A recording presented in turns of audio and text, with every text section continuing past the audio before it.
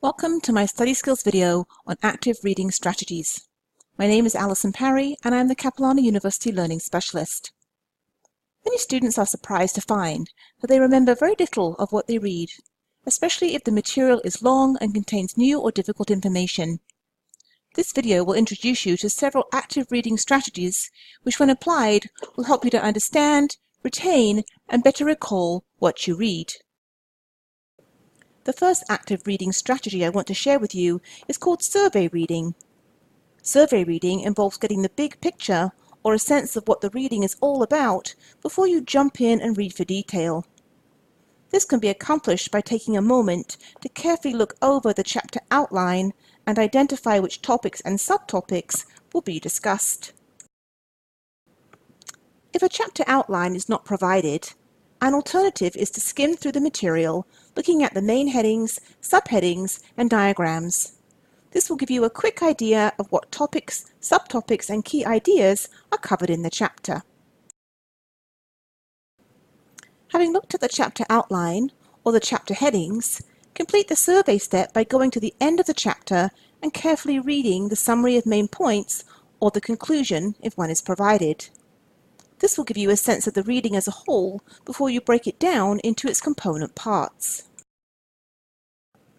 There are two advantages of taking the time to survey the reading. First, it will trigger any prior knowledge you have of this material from the lecture you attended. People remember new information better if they can associate it with information they already know. Second, the act of survey reading will provide you with a mental map of the key topics covered that you can attach the details to as you read. Each topic then becomes a memory trigger for the related important details.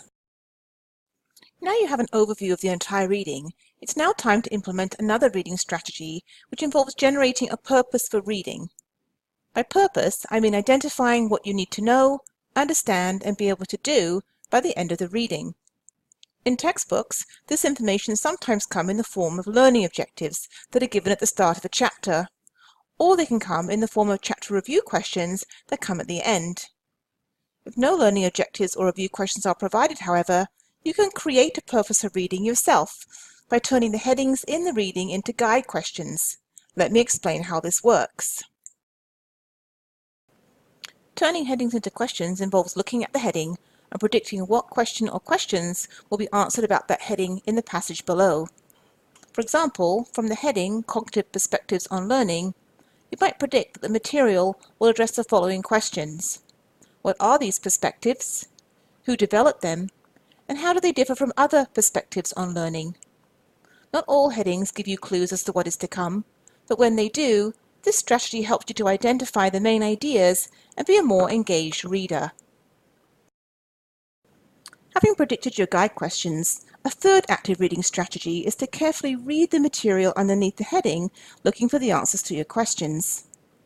If there is a lot of material underneath the heading, you might need to break the material down into smaller, more manageable study units.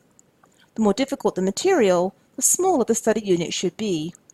In the sciences, for example, you might only read 1 or 2 paragraphs at a time before stopping to reflect on what you just read. In an easier course, you might be able to read from one heading to the next before needing to stop and process the key ideas.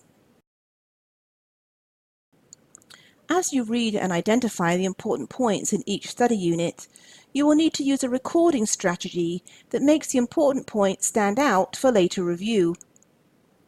One recording strategy involves reading the study unit through at a moderate rate and then returning at the end to highlight the most important points. This will result in more selective highlighting than highlighting as you read. Some students use different colored highlighters to indicate different types of material. For example, you might use yellow for main ideas and green for terms and definitions. In addition to highlighting, I also recommend that you take brief summary notes in the margin of your textbook. To do this, you will need to decide what is most important and then summarize that material into point form. This more active engagement with the material will make the ideas stick more readily than by highlighting alone. If the margins of your textbook are not wide enough to write in, you can also write brief summaries on post-it notes, which you stick on the related pages.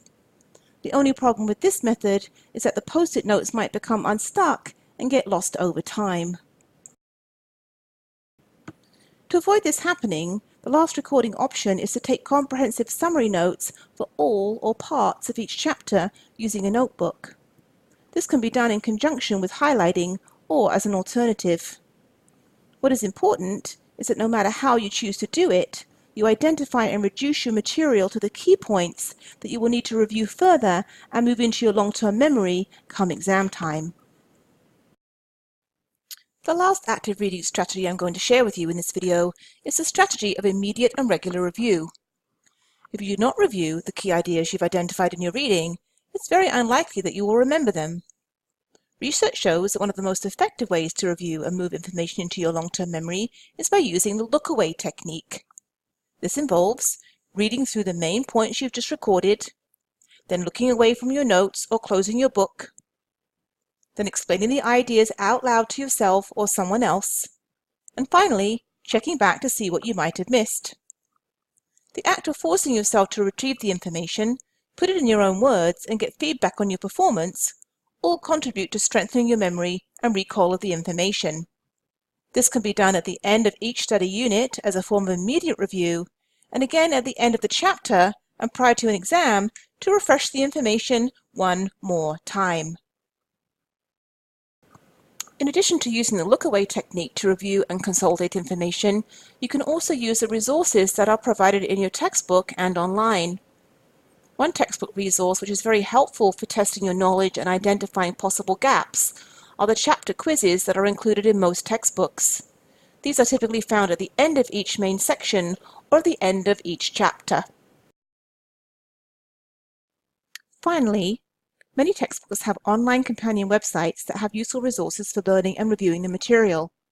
These may include simulations, podcasts, and videos to help students learn using a number of different senses. They also often include quizzes and digital flashcards for self-testing purposes. To find out if your textbook has a companion website, ask your instructor or check the To the Student section in your textbook. In closing, and to summarize, the active reading strategies discussed in this video include 1. Surveying the reading to get an overview of what is to come. 2. Generating a purpose for reading by looking at chapter learning objectives or by creating your own guide questions from the chapter headings. 3. Reading carefully in small, manageable study units, looking for the answers to the learning objectives or your guide questions. 4. Using a recording method to identify the main ideas and most important points. And 5. Using the look-away technique, as well as the textbook and online resources provided, to review the material both while reading the chapter and again prior to an exam. For more information or help with study reading, please make an appointment with the Learning Specialist by calling 604-984-1744 or by coming to the Counselling and Learning Support Department in Birch 267.